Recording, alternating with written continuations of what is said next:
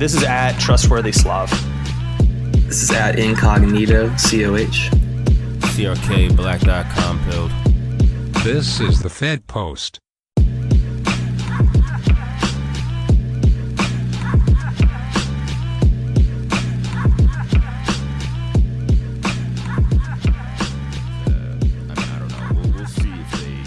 Go that far, but the other thing I've been thinking about in general is I don't really consider this a vaccine. I think you know what I mean. Like, of course not. It's every 6 months there's a booster and all that. I'm not like an expert on like diseases or whatever, but this calling it a vaccine is as time goes on just seems insane to me. No, it's a preventative treatment that barely even fucking works, dude. Yeah, what's the other thing they call it? A therapeutic or something like? Yeah, it's just yeah. I mean.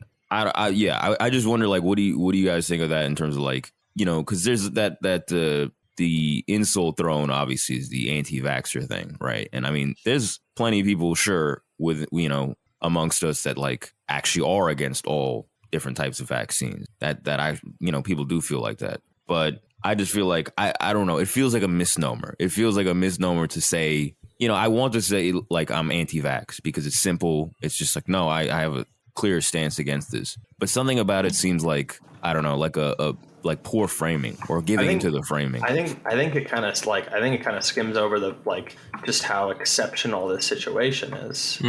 Exactly. And that's like part of the biggest case I have, like when I'm talking to my friends and explaining to them like why this is my position.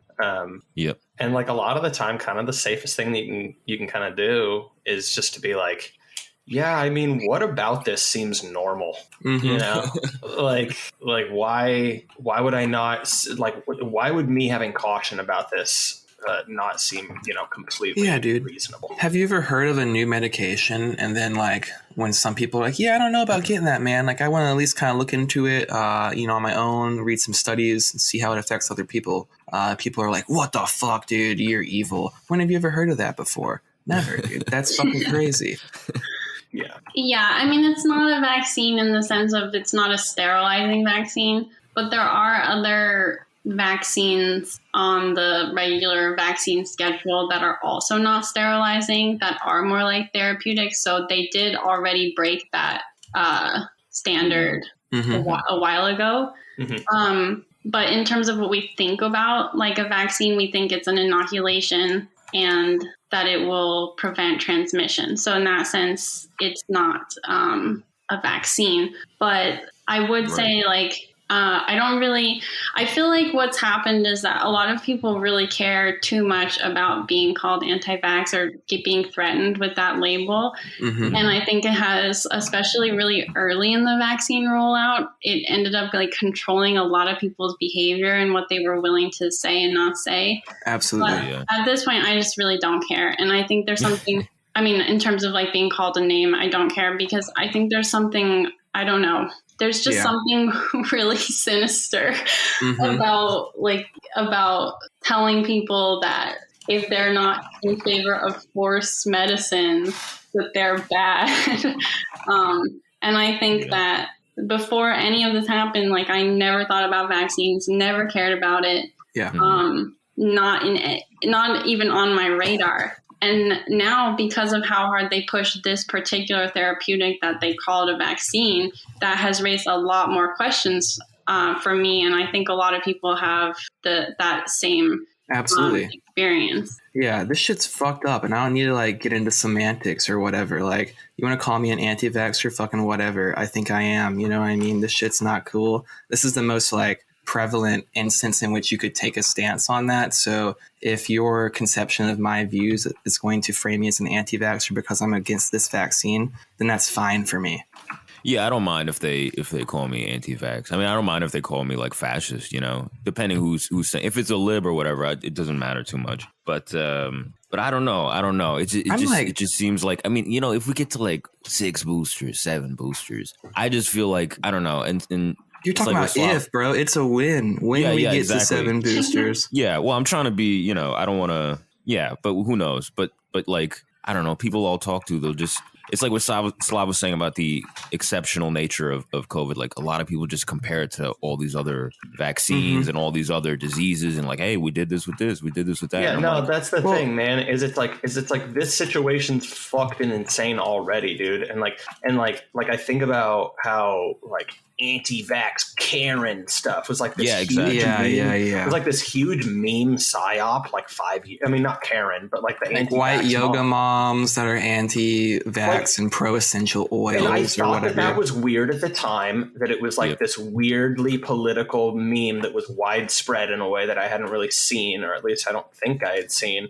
And now in like retrospect, it's like, oh, like this seems like a product of centralized media. And, and it does. And so like, I don't like I'm not even necessarily like this, like sure that I'm not anti-vax generally, right? Because this whole situation has made me skeptical of vaccines, of course, for sure. Right. But I think like strategically, like I don't want to wade into that like territory that they've had 5 years to prep, like in the memeplex, you know what I mean? Like, I wouldn't brand myself that way. Like I wouldn't go about marketing like, I'm an anti-vaxxer, but I'm going to make my opinion on this well known. And I'm not going to bite my tongue on either ones, on like other vaccines or other like just general like big pharma type of stuff. I mean, I think that's a thing that is important to hang on to. Like we've talked about before, there was a big anti-big pharma push going on, like during Martin Shkreli trials and stuff like that. And like, you know, the opiate crisis coming to an head, that was getting a lot of national media attention. And then all of a sudden it's, you know, big pharma's good actually. So yeah, am I skeptical of all of big pharma and all of Western medicine and all of for-profit medicine and allopathic treatment? Of course I am. Why wouldn't you be? Do I think that they have ulterior motives that are dark and sinister and have nothing to do with your actual personal health? Yeah, of course I do. Do I think that would change an instance of a vaccine? No, of course not. So, I mean, and then if you want to bring up other vaccines to try to say, well, you do, what about the polio vaccine or whatever? Go ahead and bring up that analogy, because they made the polio vaccine and they tested it on people in the South. And when they did, they gave it to people widely, and thousands and thousands and thousands of people got cancer from it years down the road. So, I mean, that's not a good response. And those people were essentially guinea pigs for a long-term trial in which they found out that, there are some really negative consequences to this. So, I mean, there are instances in which it turns out bad, even for these mainstream vaccines that people are talking about, in which these people went and rushed into them and then had long-term consequences down the road that they didn't account for or were not told about in the first place. And I think that to think that wouldn't happen in this scenario is laughable. Yeah, and also with the polio vaccine, they also, like, very famously, the first vaccine was not safe, and they had to remove it. And it's an incident called the Cutter incident. And so I just think it's kind of funny when people bring up those things where it's like you're giving an example of a vaccine where the initial rollout created a lot of problems. And which is not to say anything about the later rollout, but if we're talking about safety and stuff, there's always been safety concerns with new medical products. Yep. And the thing of the like extremely pro-mandate attitude that I find most disturbing is often the people pushing the mandates have no understanding of vaccine history whatsoever, even from their own positive point of view. And they also have not listened to things like the FDA meeting for the 5 to 11-year-old approval. They haven't read the trial data for the 5 to 11-year-old approval.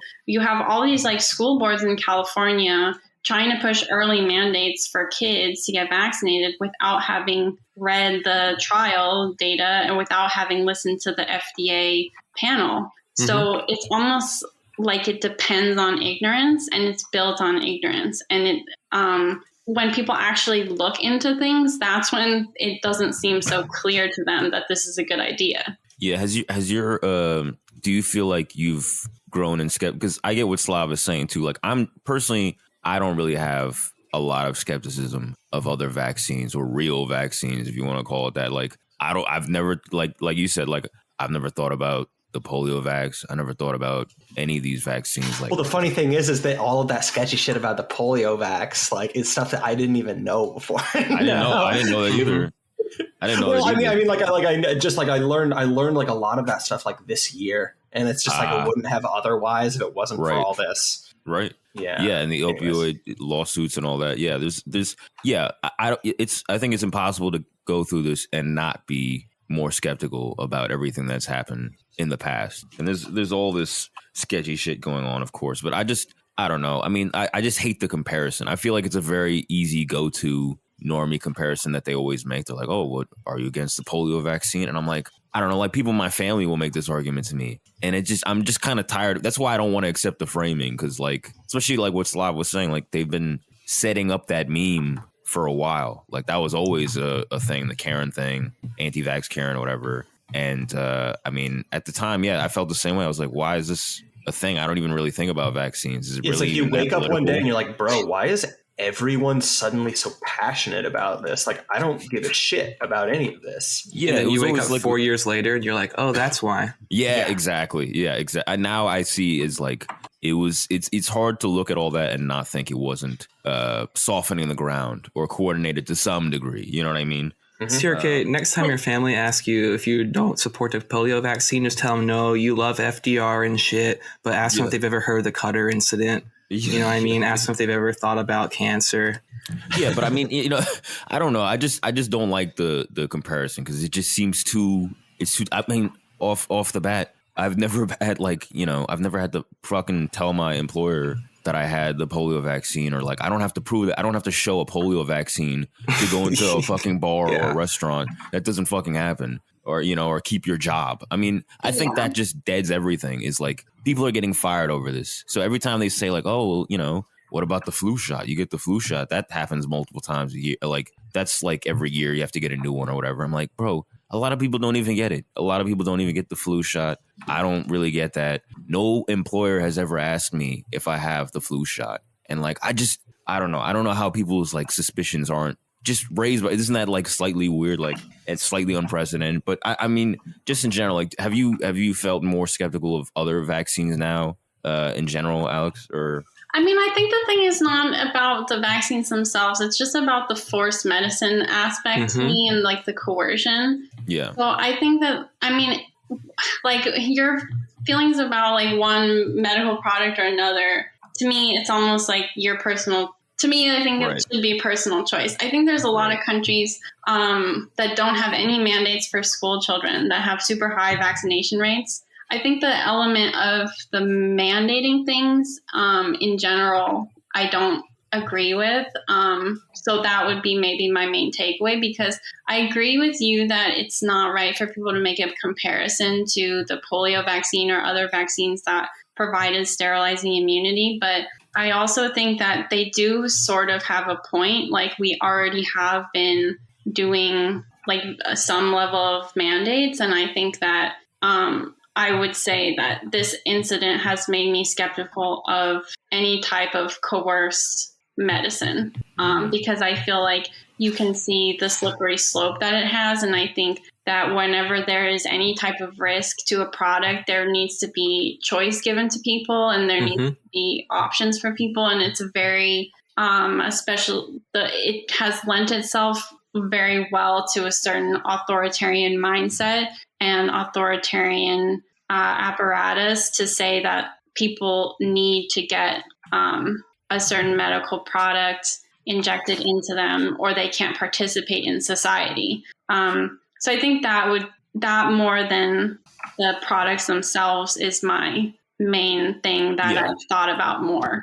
I think we also have a huge history of forced sterilization and things like that in the US that has been completely memory hold. So I think people don't think that much about where this can lead when you just tell people they have no bodily autonomy. Sorry, what's this forced sterilization thing? I actually don't know. So basically they sterilized like 70,000 people in the US. And it was when eugenics was really popular. I think they, before World War II, I think almost like either a third or a half of all the forced sterilizations in the US happened in California.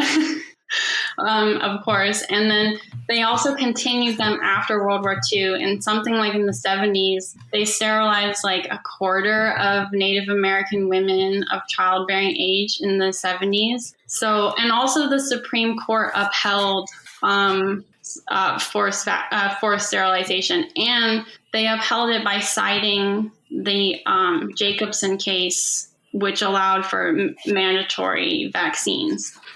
So they said that the principle of forced vaccination could also hold for forced sterilization of people who were like not fit or holy shit. Yeah, and like disabled people. That kind of shit is just like there's so much of that. Like there's also the Tuskegee experiments, right, where they gave all those black people syphilis. I mean, there's a long history of that, specifically among low-income people or people who have low amounts of agency within society as it's set up. So people who don't have social capital, who don't have financial capital, who have no real people looking out for them, or like Alex was saying, people who have been deemed not fit to make their own decisions, and they can, carry it out like that. Like I was actually looking, I remember when she mentioned that, the forced sterilizations thing, I read something about that like a few years ago, right when I was looking into political stuff. I read like an Angela Davis book, right? Which, okay, right, she's a big lib or whatever. But she wrote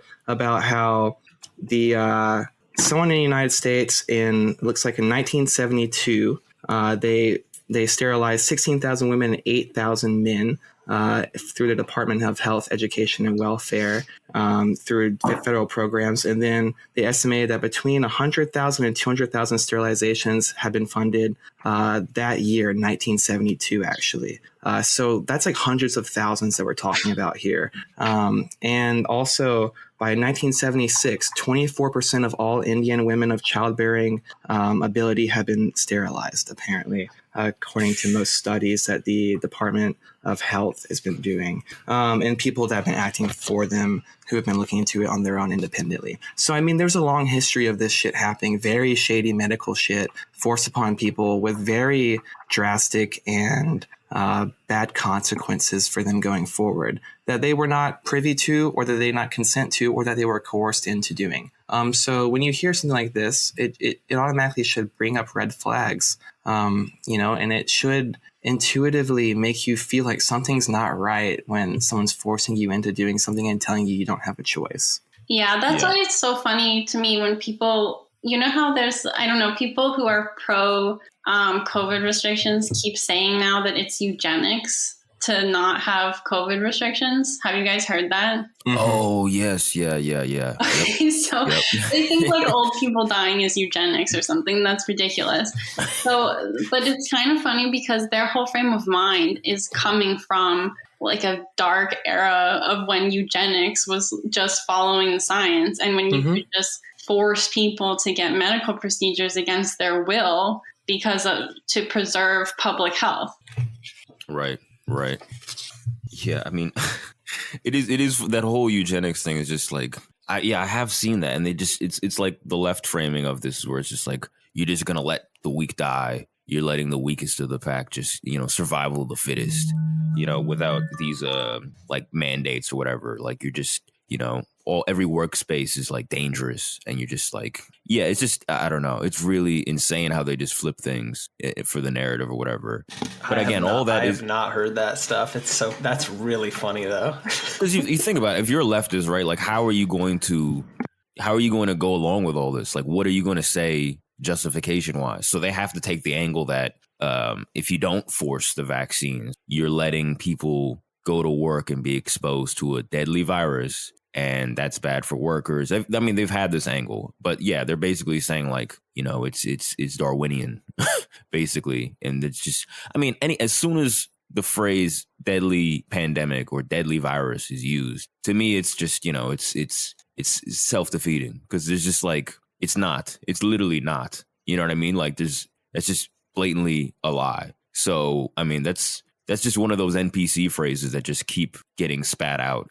I always hear the the vax is safe and effective, which it's not. And that's the other thing, So, but yeah, I mean, it is a crazy argument, but I mean, they have to make it. They don't really have a choice. They're sort of stuck with this. I don't know if they're ever going to pivot off of COVID and off the vaccines. That might happen. I don't know when, but like, yeah, that's the argument they're making. But yeah, I don't know. It's just insane. It's insane to me. I mean, it's especially like with the deaths in general, like people just keep telling me, like people I know in real life will just be like, there was 1 million people dead. Anytime I bring up any slight criticism of COVID, they'll just be like, 1 million people died. And it's just like, I don't know how to explain that they were overcounting or they were inflating it or they were counting people that died with COVID. But then they always, like you were saying before, like they always fold that into, they use that when they want to, like the heart issues with the vaccine. They just folded that into COVID and say now COVID can cause these heart issues. Mm-hmm. So they can just pick and choose when to apply this. COVID causes diabetes, causes heart issues, causes obesity. Yeah, causes ugliness. Yeah. I mean, I think that's why the testing has the whole time been really at the heart of the whole fraud, because they really did inflate the numbers. Mm-hmm. And I think now there are some places where they're going to start differentiating between with and from, which is just data manipulation if they don't go back and then audit all the other records of hospitalizations and deaths and change those records too. Because it's pretty already documented. Like the CDC has documents from December 2020 where they were listing all of the things that were on the death certificates of COVID deaths that had COVID-19 listed as one of the causes of deaths. And there was like suicides on there, car accidents, overdoses, all kinds of stuff that had no plausible connection to the virus. And one of the biggest issues has been that counties can include in the COVID death counts people who had a positive test if they died within 60 days of the positive test. And in LA County, I think it's 90 days. And that's one of the biggest reasons why LA County has the highest number of COVID deaths of anywhere around there. Holy shit. There's been a huge data fraud on top of the tests also not being super accurate. Like they know the PCR tests have a huge problem if the cycle threshold is too high. Mm-hmm. And they also know that there's been issues with this before, like in 2007 in Dartmouth, they thought they had a pertussis epidemic, but it turned out the PCR tests they were using were just too sensitive and they didn't have it at all. It was just like the common cold. So I think that I just really want for that part to not be forgotten, like in the narrative shift, that has basically all been this huge data fraud that happened. And that basically, if we were going to talk about what should be done with a novel virus or a super deadly pandemic, this would be exactly the opposite of what you would want. You wouldn't want all of these extra conflicting factors in your data. You would want good data.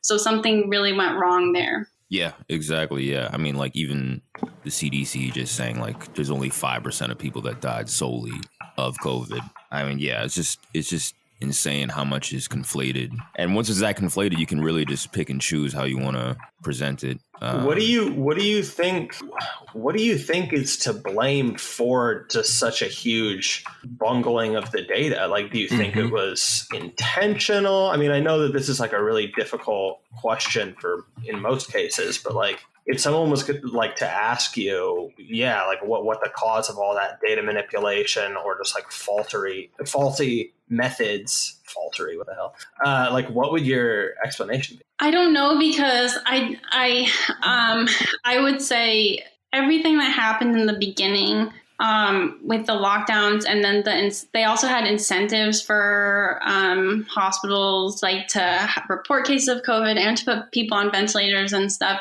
and the massive propaganda campaign there was. To me, I have a hard time not seeing that as something coordinated and intentional. When you see like all these countries had pandemic preparedness plans that basically said to do the opposite of what they started doing. And they consistently lie to the public over and over and over, it's hard to think that was just like one big mistake. But in terms of, I think then one of the difficulties has been that as this has gone on for a really long time, and as the vaccines have gotten rolled into it and stuff, there's been, I don't know, just so much information, and it's gotten really confusing, and it's a little hard now to see exactly what is coordinated and exactly what is just some, bureaucracy on overdrive or someone's petty personal agenda on overdrive. So I don't really have a good answer to that question, because I just think that's like the whole question of the whole thing is what's intentional, how much was intentional, and who's responsible. And I feel like people are going to be trying to answer those questions for a really long time. And I also just really hope with the narrative change that it doesn't just sweep those questions away. Yeah. Like, that's something in the past now. Sorry? I like that people are just going to say, that's something that we've gotten over. Aren't you so glad that crazy time just passed, You have Jon Stewart go out and make a joke about it, and then we act like we always knew, we were always aware of this, and we move on. Mm-hmm. Yeah, what they're kind of framing it is like, now that we have the vaccines, which are totally useless, now that we have the useless vaccines, now it's like time to move on. And it kind of makes it seem like all the stuff that happened in the beginning made sense or, was an appropriate response or acceptable. And now it's just like gone too far. And I think that's absolutely not the case. Like none of the original things should have happened. Like the lockdown shouldn't have happened. They shouldn't have been putting people on ventilators too much. They shouldn't have manipulated the data. They shouldn't have withheld early treatments. All of this stuff was not good. And the vaccines have not performed well at all. So it's not plausible that we have this huge change now that we need to respond to, because we don't have an effective product anyway. Yeah, I know a lot of normies that are like, look, I just got the vax because they told me to do it. I had to do it for whatever. I don't really want the booster. I'm just going along with this. And then that's where they'll say, the mandates are going too far or whatever. Or like, endless boosters is going too far. But yeah, that's the sort of the thing of like, this is where it was always going. So, it's sort of a tricky thing, because I feel like they hit the threshold now and they're just out doing whatever now. People who previously told me that they took it very seriously. And like you said, the vax is proven to be useless. So what's really changed if nothing's really changed? But I think that's part of the bigger question that you were getting at too, was like how, like if we really like trace all the way back, like how there's always a debate of whether it's shock doctrine, are they just seizing on the moment of this pandemic and doing the Great Reset because it's an opportunity, or this is where it veers into like schizophrenic territory or whatever. But like how, like, were they coordinating this from the beginning, from years ago? That is what I think, and that's how I felt since this whole thing started. I think the obvious answer is both, right? Like I think there are some parties who are coordinating this, right, for benefit, and then there's a fuckload of moneyed parties who have capital who are ready to jump on stuff like this when the opportunity arises. Yeah, for sure. Like the lower people in the wrong, they're everybody's getting, there's new markets now. There's new like COVID jobs. There's like a new industry, with a lot of like obeying COVID protocols at all these companies and all that.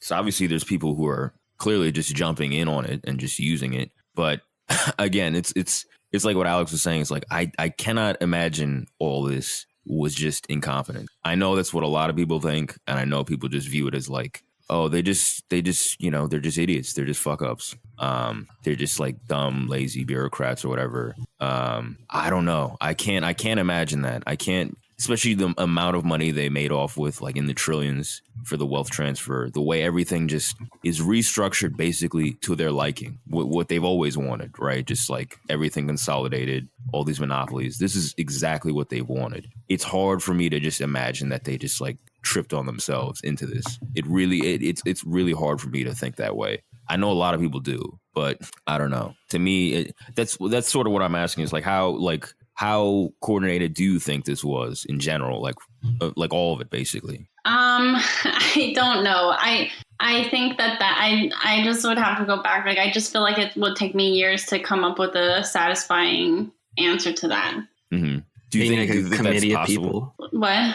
Do you think it is possible that you rule that out though, that it was coordinated? Oh no, absolutely not. I mean, I think that there's some elements that's I don't know, like the mass formation stuff, or there's elements that are I don't know what the right way to put it, but I think that there was a lot of indication that there was coordination. So I tend to fall on that side of it, basically, and not on I definitely don't fall on the incompetence side. Right.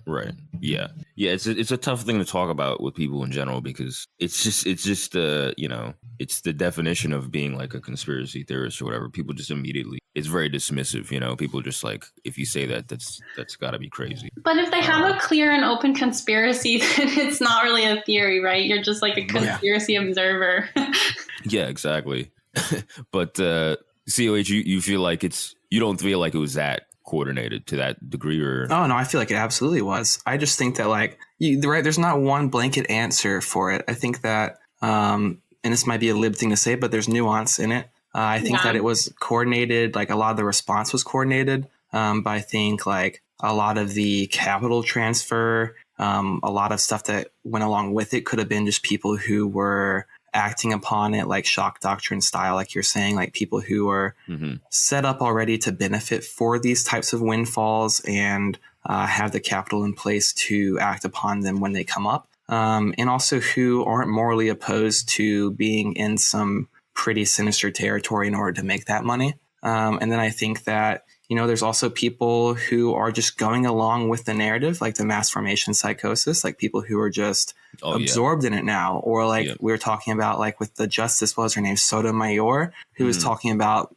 millions of children have died or whatever, saying absurd bullshit that no one's ever even claimed, where these people are just getting they're just getting high on their own supply of bullshit. It's like they're huffing their own income. And so it's like, I think there's a lot of that going on, but I think to look at this and say that it wasn't a coordinated thing on any level is fucking laughable, because it obviously was. And I think that there were very, at the absolute best, like giving everyone a benefit of the doubt, they allowed for something terrible to happen, knowing that they could capitalize on it. And that's basically that. I don't know that I have enough hard data or references or sources to be like, well, this is where it happened, and this is who did this one thing, and then it was coordinated by these people here. But I think it's one of those things that you just can intuitively grasp when you look at what's happened, when you look at the wealth transfer, when you look at the way they've ushered in, digital economy and the digital world, and then you look at the way that they've ushered in all these draconian authoritarian responses.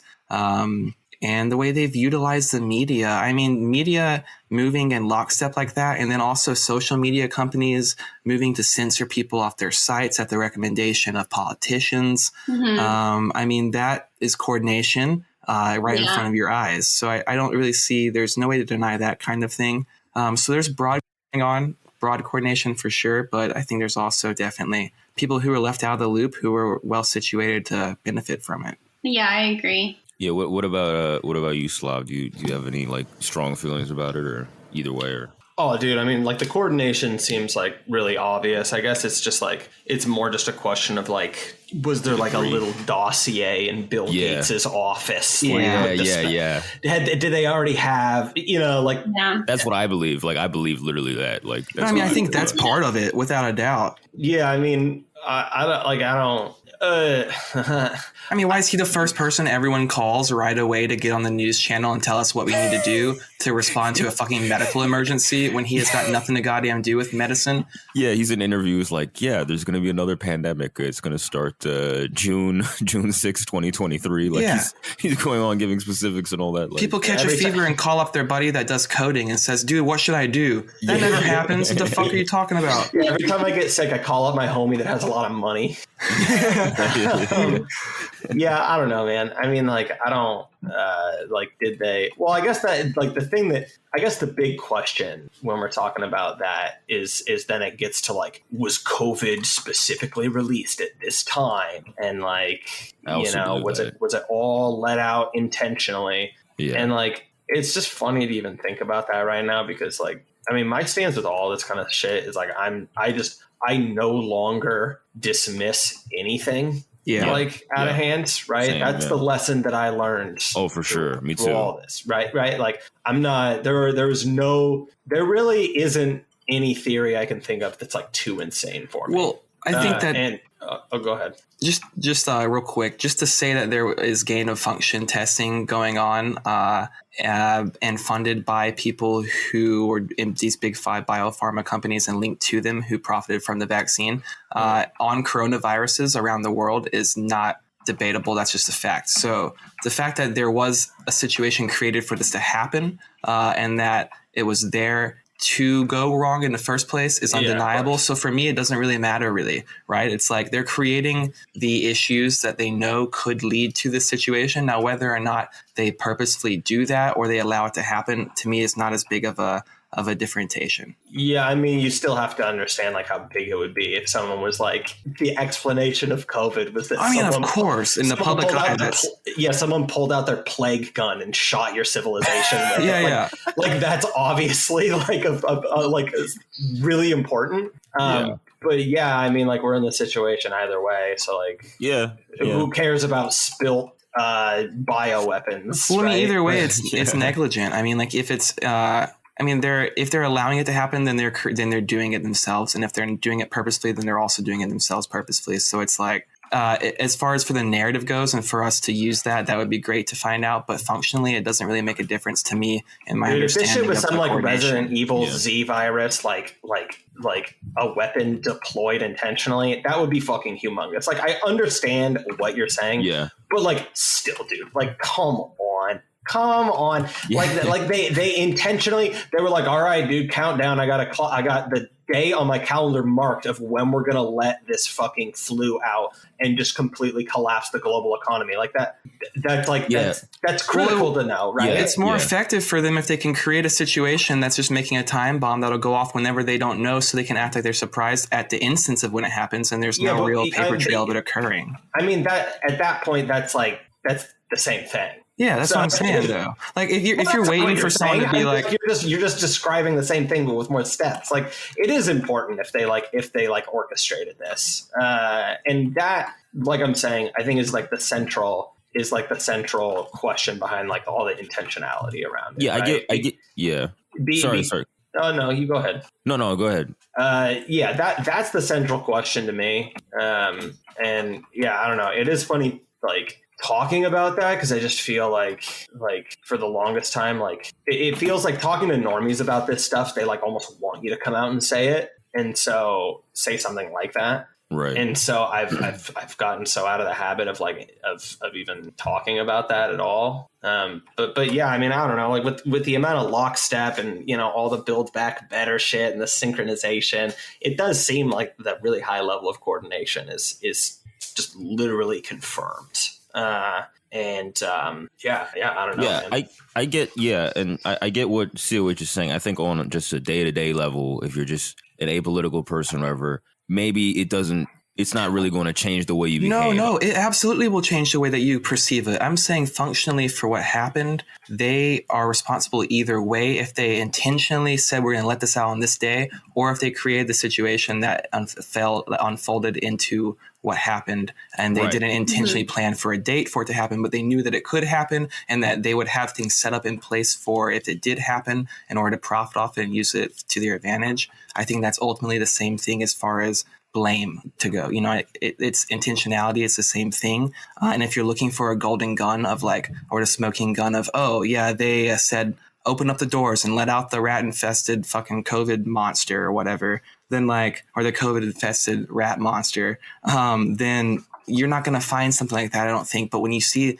that they're doing all this stuff and it's a fact, and they're creating these situations for this to happen, and they know that it could happen, and they're allowing it to go on anyways, and they're actually making up strategies for how they can sell, vaccines or whatever and make money off of that. I think that in itself is just sinister. And I think that it is just as much like they are just as culpable in that instance as they are if they said that we're releasing it on this specific time. And I think that it wouldn't be even smart or make any sense to say we're going to release it on this specific time, because that creates it's like going and buying illegal shit with your credit card. You know what I mean? It's like, what are you doing? You're not just open secrets. Just the scheduling emails alone are going to be, dangerous. They're going to implicate. Hey guys, mark your calendars. We're doing Q3 2019. It's going to be great. We're all really excited for the drop of COVID-19. Yeah. They're emailing their coworkers, don't come to work tomorrow, bro. I like you. You're cool, man. I'm going to cough on your ass if you show up.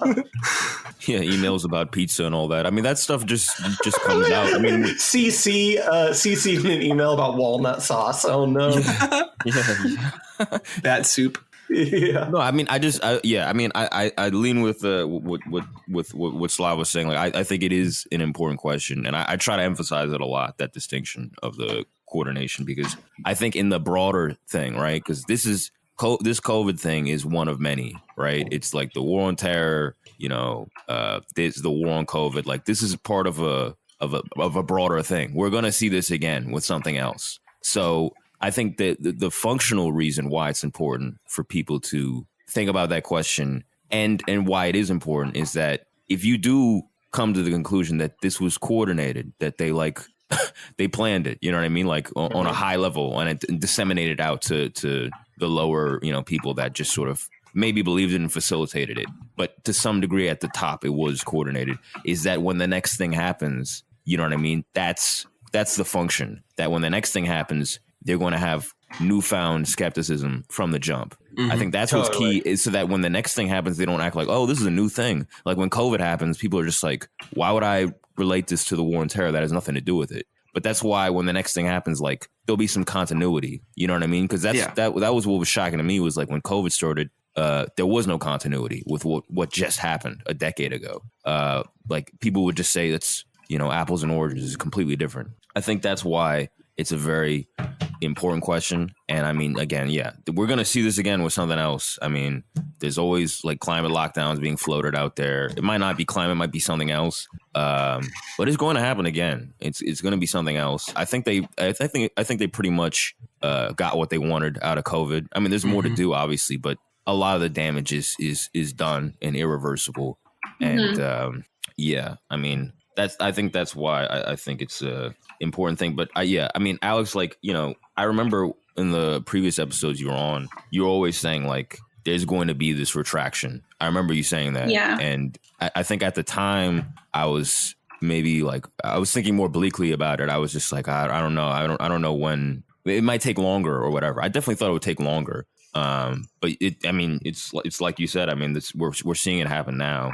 But to what extent do you feel like some of the damage is permanent? I mean, with schools, especially like with the kids, I mean, the social dimension is, there's no metrics for that, the damage that's been done there. Yeah, with the schools, it's interesting because I feel like a lot of the conversation on the school closures now is like, oh, it's obvious that it was bad.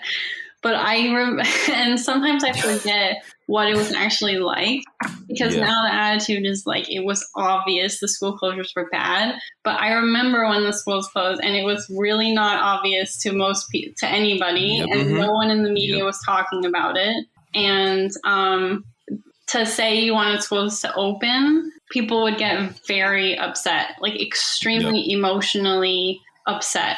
And the coverage of outlets like the New York Times was absolutely atrocious. And they published many articles fear-mongering about the risks of COVID for kids. They published many articles saying that if schools opened, we'd have huge amounts of spread and all of this, never contextualizing for people that schools were already open in Europe, never covering any of the studies from Europe that showed that schools were basically the safest place for kids to be. And now you have those same type of outlets acting like, oh, it's so sad what happened to the kids. it's so sad what happened to them during closures, and it's so something so wrong happened, and like too bad nobody covered it at the time. So it's a little bit shameless, and I just think I just hope it like instructs people to not trust those sources ever again, and to completely you have to look into things you're on your own and use logic and common sense, because they will mislead you when it matters the most. And then later, when the truth is undeniable, act like they did nothing wrong. So I can't remember what your question was. But I was just, yeah. No, go ahead. No, sorry, go ahead. Well, yeah, I mean, just in general, like what, like, you know, what of this basically, you know, the extent that's already been done. Yeah, I mean, I think the schools thing is the first to fall, and then hopefully we see more. I mean, because in a way it's good for the truth to come out, because it's like, hopefully then this means that this won't continue or this won't happen again. But it would be bad if people don't learn the sort of media skepticism lesson from it that they should learn. I think that it's a tricky situation, because I sort of feel like anyone who wants to join the like COVID skepticism world, anti-lockdown world now, should really be welcomed in, because a lot of children are still suffering under this regime, and the number one priority should be ending the regime. So you have to make alliances with people who come late and stuff. But I definitely understand the frustration of people who are frustrated with people coming late. I just think that we have to like try to use this pivot to cement home our narrative, or what we think is the truth of the situation, and not like reject people. Absolutely. I was thinking about that the other day too. It's just like, because I'll be honest, I mean, I have it makes me angry when I think back when it was starting, and people, like the things people would say, like the dismissiveness and the insults, and like, oh, you're crazy, or you're dumb, or whatever. Like it's hard to not remember that, and it's hard, like, especially when there's this, you know, about face that everybody's doing. It's hard not to, for me personally, it's hard not to be somewhat bitter about that. But I completely agree with what you're saying, is that doesn't matter. That's not really important. You know, if people start to see it, that's an objectively good thing. And not berating people about it, encourages people to see it, to more people to see it or admit it. Because if you sort of berate them about it, then that gives way to cognitive dissonance, where people will say, they'll just go along with it because they don't want to look stupid. They don't want to look like, oh, I was wrong. Yeah. You know, so they'll just play along because they're afraid of that. So that's why it's important to, like you said, to just, you know, sort of give way to a lot of those people. I think there are some cynical people, some media people who are cynically switching about it. And those people, they should be completely berated. They should be destroyed, obviously. But like regular, like normie people on the street, I feel like there's got to be a distinction for them. You know what I mean? You roll up to them like, oh, you're a COVID dissenter now? Well, what's your top 3 anti-COVID podcasts? Yeah. List every anti-COVID podcast. Yeah. Yeah. Yeah, I don't know, man. I like the bitterness towards people thing is definitely difficult for me. But like at the same time, that like berating and all that, that's like what libs do, and that's like what the COVID people do. Yeah. And like I don't like that. That's not Chad behavior. It really isn't. It's dumb, and I have my own you know, negative feelings about it when they come crawling back, you know. But like I don't know, I never feel good whenever I hold on to that kind of like petty shit. Weren't we talking recently on the show about like pettiness? That stupid meme online of people just being like, I'm petty, bro. Like yeah. Dude, it's like this whole thing. It's like this whole like weird branch of hot takeism where people are just like, yeah, dude, you know what's actually cool? Having like bad character traits. Yeah, being a shitty person is like the best thing to do. Yeah, it's like no, like I don't. Wait, what? No. It's like when people are like, yeah, I'm just like such a bitch actually, and you're like, dude, what? Selfish narcissist. Yeah. I'm a stupid piece of shit to everyone I know. Yeah, man, I don't know. Like I get frustrated. I remember I was talking to my buddy the other day, and he was kind of mentioning like me and my buddies got together a while back, and it was ahead of the election, and I got into this big conversation, and it was me saying all this stuff that sounded absolutely insane at the time, like, you know, talking about Trump, talking about COVID, talking about everybody was basically on this page of like, dude, the vaccine's going to come out. We're all going to go back to usual. You know what I mean? Like go to the bar, wait for this whole thing to blow over kind of thing. And I was like, no, like it's obviously going to get worse. And everybody was just jumping on me. And my buddy the other day kind of had mentioned that. I was like, man, I ended up being right. And like, yeah, there's like a shitty part of me that wants to jump on him like a hyena. Yeah. You know, never forget it, you bitch. But like, what the fuck, you know? Like, I'm just glad to like not feel alone in that, you know, and like, and we need numbers, bro. Yeah. Exactly. Yep. Exactly. Yeah, we need all hands on deck. Absolutely. But the thing I see among media people is people get mad at people, like people who started talking about this 6 months ago are mad at people who are talking about it now.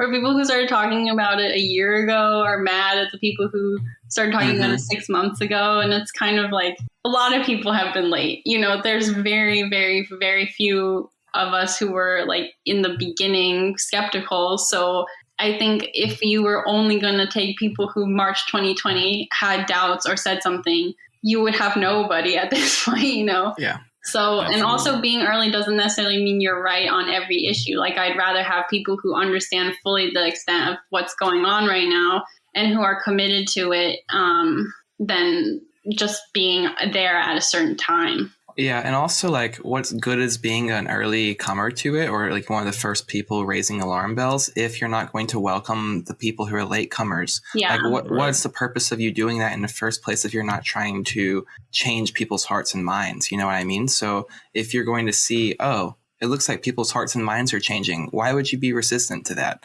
Exactly. Yeah, I totally feel that way about just regular people.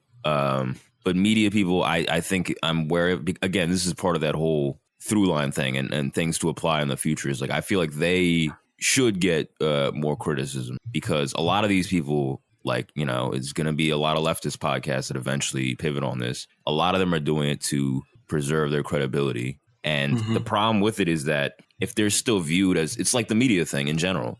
If these people are still viewed as credible, when the next thing comes and they say, no, this is different, like this is serious, what, you know, people are going to fall in line again because they've managed to launder their credibility or whatever. You know what I mean? That's why I feel like those people that are like opportunists, like very clearly, I feel like it's important that, you know, they should be like discredited. They you know what I mean? Right. Yeah, you should push against opportunists as far as saying, like, I mean, if they're actually opportunists and if they're using it for some sort of ulterior motive, or if, you know, it's these people who are been pushing all this shit nonstop in favor of all this like awful draconian bullshit. And then now they're just turning around and saying, oh, you know what, that was crazy, but like we're over it now. And like, yeah, I guess it was wild. Like, man, I can't believe we ever did that. I think that those types of people you should definitely push against for sure. Like you're saying, like I just actually see this tweet from today of Tim Dillon that a lot of people are going off on, where he said something along the lines of like, mandates will fail. All of these authoritarian measures will crumble. We'll look back on this time as a time. Let's see, here we go. The mandates will lose. Ultimately, we'll look back on this time as a time where hysteria allowed bad actors, opportunists, and con men on all sides to flourish and enrich themselves in multiple ways. We took a look under the hood and it wasn't pretty. Well, a lot of people are getting mad there because he's doing this whole con men and opportunists flourished on all sides, and it's kind of equating. All sides, yeah, he's doing an equating thing there. On all sides. I had Tom Cotton forcing a needle in my arm this whole time.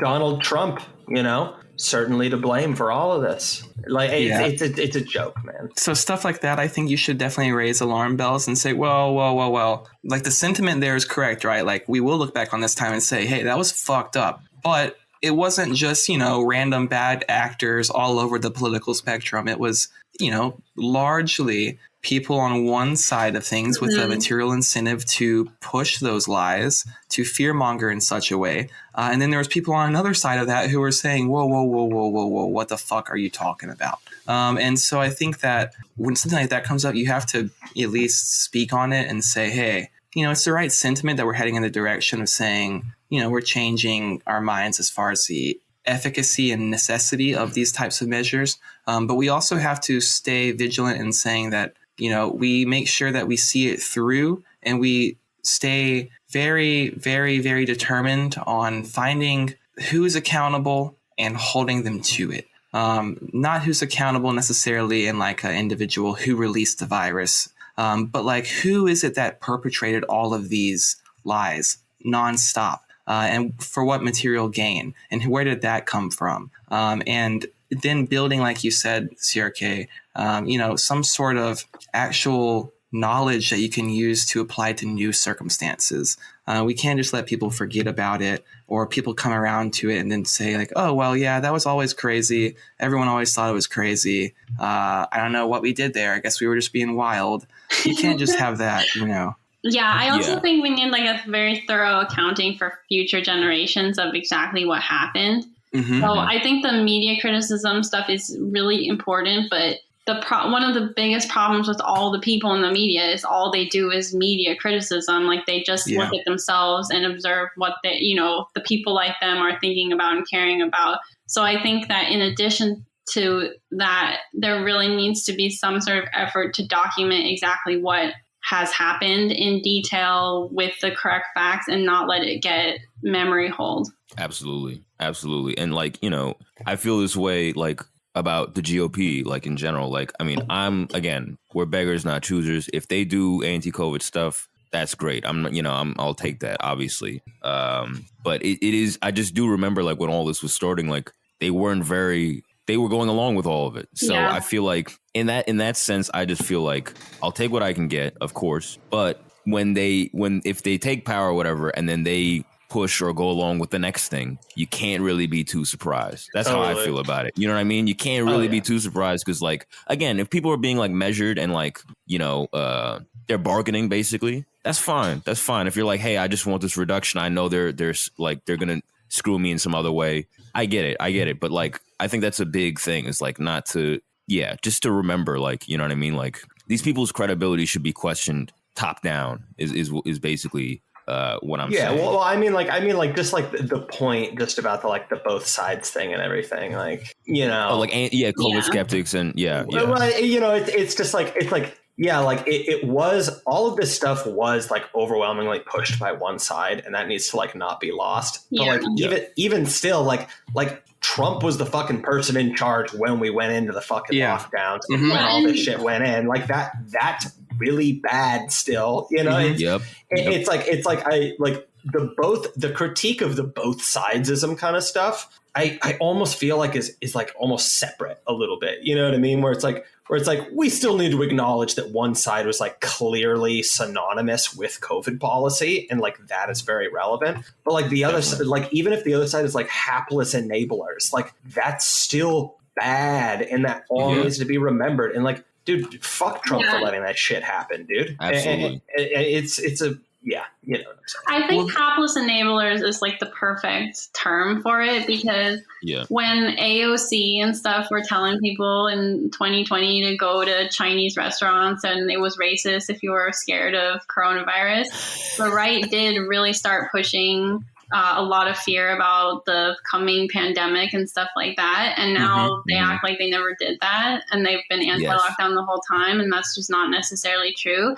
And I completely think it's entirely the Democratic Party and the left's fault that this has all gone down the way it has. But I think hapless enabler and the tendency on the right to constantly just like, I don't know, react to things and not like think positions through sometimes has also caused problems. That being said, I'm extremely grateful to the MAGA people, like the Christian right and the small business owner right, for having pushed back on the worst of the COVID policies. I'm just talking about most like the mostly right-wing commentators and people like that. Totally. Absolutely. I feel the exact same way, because I remember this COVID stuff isn't really like a right left thing to me. It's more of like a class warfare thing. But like, you know, that's obviously, the important part. Yeah, and obviously the left is, the Democrats are like the tip of the spear. They're like they're the ones in the front, you know, frontlining all of it. You know what I mean? Yeah. But yeah, there's this weird thing now where like a lot of people just associate like the right was always correct about this. But just like you said, I do remember when they were like prepping for COVID, like they were taking it very serious and they were very afraid of it. So, you know, I just feel like I don't fault them as much for that, though, because it was like a complete unknown back then. I remember that. I remember like Drew's. It was like an owning the libs thing for them. Yeah, it was. Yeah. Well, it is. I mean, it's the whole thing, though, right? Is that they honestly, the right more than the left, they like zig whenever the opponent zags, kind of thing. Yeah. Like they would cut their nose off to spite their face. I'm like, and they're always like at the very least like playing kind of that, like they're always just kind of following the move of the left, and like I think about like, you know, how many years we'll have until there's like drag queens at Turning Point USA events and shit like that. Like you know what I mean? And so I don't know. I don't assign as much like blame on that because it is like the hapless thing. But I think to me the critique on the both sidesism is that like I don't think that it's troublesome for someone like Tim Dillon to say that both sides have troublesome actors, because I think, that's going to unfairly paint our brave Republicans who stood up for this as being bad actors and opportunists as well. I don't think that we should really try to separate the actions of the Republican Party and the Democrats as our two sides in that scenario. I think that ultimately they represent one side of capital, one active side, and then they just kind of are two small little factions playing back and forth in this very like, you know, fake, very theater-like facade of actual government. But I think that what the real issue is that when you say both sides like that, you're implying that like it's just everybody. Like, we all just kind of were crazy. Like, you know, there was no real solid people pushing back that were being shut down. It was just everyone just happened to go along the crazy train, and then all of a sudden everyone woke up all at once. I know that's what my issue is with it. Not that it's, you know, it's unfairly painting the right as the same as the left or whatever. Right. No. But it's unfairly just depicting the entire situation. Like your buddy like crashes your car drunk and he like shows up to your place. He's like, we were all getting pretty rowdy last night. Like, dude, you're like, no, motherfucker. Listen, I drove your car into a person, killed a guy, but we all made mistakes last night. Yeah, it's such I think that's completely correct. And it's like, it's such a nothing statement. It's just like I don't know, painting over the horror of what's happened and what's been done. And it's fucking intellectual dark web shit. Yeah, and it just neglects the power dynamic. It's just like there was like a force pushing this on everybody, pumping through the news. Yes. The news was not the media, the institutional media apparatus, the government. Everything was going in one direction. It wasn't like there were multiple sides on the news and coming from the voices of power. They were a monolith about all this from start to end. They've been like, they've been crazy, like inconsistent, but the direction was always for more COVID authoritarianism. It was always that. That's it in all scenarios. Like we've been talking about this, you know, even in relation before COVID. I think that's how it is. Like the distinction of sides is not the right and the left or the Republicans and the Democrats, but those with power and those without power. Yep, exactly. But yeah, we hit the 2 hours. But yeah, it's always great to have you on, Alex. Yeah, absolutely. Thanks so much for having me. Yeah, thanks for coming on. Much appreciate you coming on, and you know, I'm sure we'll talk again as this continues. Should we have you plug anything, or like if you want to drop your Twitter handle or something like that? Sure. My Twitter handle is @GalaxyBrain, and then if I get banned from Twitter, I also have a monthly column in Talent Magazine, so you can always check in on me there. Which is phenomenal, by the way. Thank you. Smart. That's nice. We need alternate media from Twitter. Yeah, we need to do that too. I be sharing those tablet articles on my Facebook, my personal Facebook, just letting my family and everyone in on it. Thank you. I'm like, listen to this shit. Oh, nice. Thanks. All right, well, yeah. Thanks again, Alex. Yeah, thanks so much for having me. This was great. All right, that was part 1 of our episode. If you'd like to listen to part 2, you can find that at patreon.com/fedpost. Thanks for listening.